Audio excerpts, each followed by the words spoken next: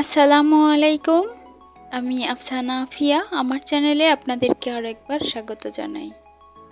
কাছে দূরে যে যেখান থেকে আমার ভিডিওটি দেখছেন, আশা করছি আল্লাহর রহমতে সবাই অনেক ভালো আছেন। আমিও আলহামদুলিল্লাহ ভালো আছি।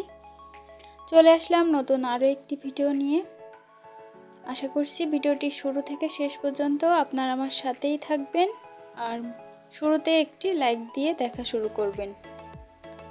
তো আপনাদের ভাইয়া আমার জন্য হঠাৎ একটা সারপ্রাইজ দিল।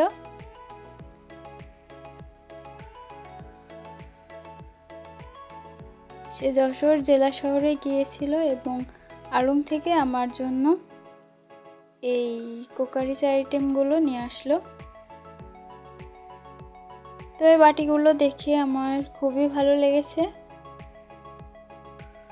মাশাআল্লাহ, তার চয়েসটা ভালোই আছে। আর সে একটা প্লেট নিয়ে এসেছে, সে নিজে খাবে, তার জন্য এই প্লেটটা তার কাছে অনেক ভালো লেগেছে।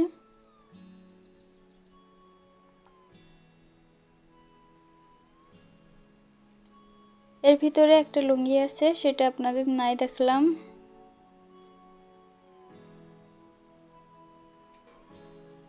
আর অনেকদিন আগে বলে রেখেছিলাম যে শহরে গেলে আমার জন্য এমন একটা প্যান নিয়ে আসতে, তো সেটাও নিয়ে এসেছে।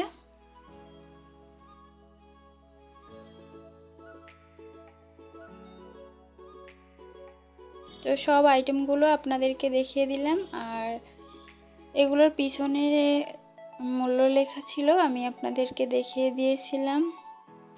এই প্যানটা অন্য দোকান থেকে, তার জন্য মূল্য দেওয়া নেই। তো এটা 1550 নিয়েছিল। আর এখন চলে আসলাম রান্নায়। তো একটা প্যানে আমি দিয়ে দিলাম পরিমাণ মতো তেল, আর আমি লবণ হলুদ দিয়ে মাখিয়ে রাখা মাংসগুলো এভাবে সুন্দর করে আমি ভাজি করে নিচ্ছি।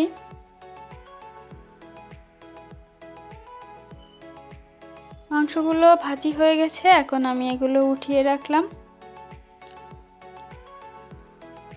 আরও কিছু মাংস ছিল, সেগুলো আমি ভাজি করে নিচ্ছি।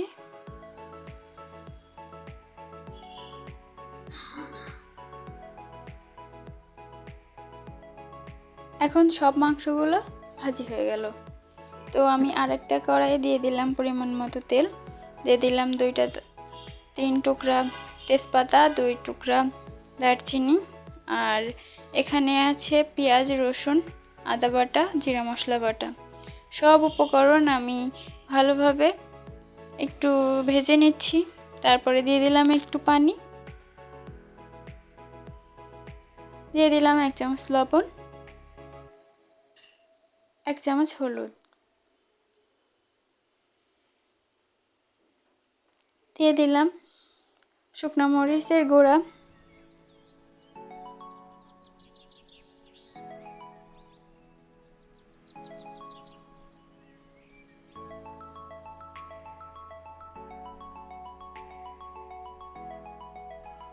জিরা এবং গরম মশলার গুঁড়া দিয়ে দিলাম, দিয়ে দিলাম ধনিয়া গুঁড়া।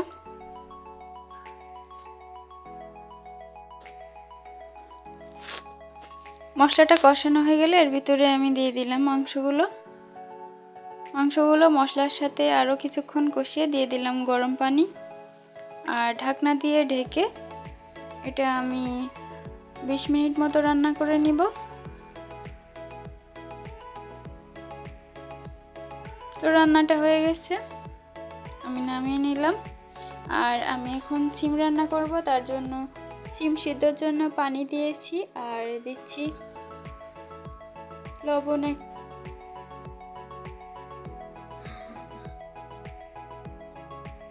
দিচ্ছি হলুদ 1 চামচ, দিয়ে দিচ্ছি 10-12টা কাঁচামরিচের ফালি। পানিটা গরম হয়ে আসলে আমি সিমগুলো দিয়ে দিলাম।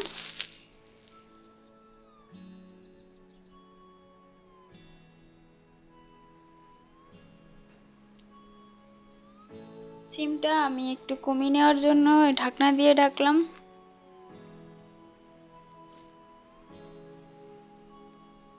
দেখুন অনেকটা কমে আসছে, আর আমি নাড়াচাড়া করে দিয়েছি মাঝে মাঝে। অফ ক্যামেরায়। তো সিমটা সিদ্ধ হয়ে গেছে, এখন আমি এটা নামিয়ে নেব।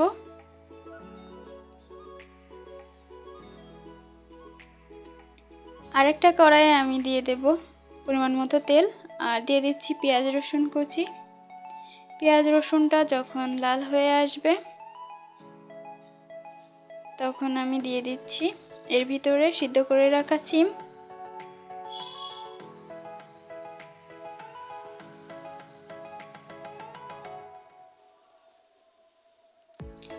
তো আমার রান্না হয়ে গেল। তো আমার আজকের ভিডিওটি যদি আপনাদের কাছে ভালো লেগে থাকে অবশ্যই লাইক কমেন্ট শেয়ার করবেন। আর যারা আমার নতুন বন্ধু হয়েছেন তারা চাইলে চ্যানেলটি সাবস্ক্রাইব করে নিতে পারেন।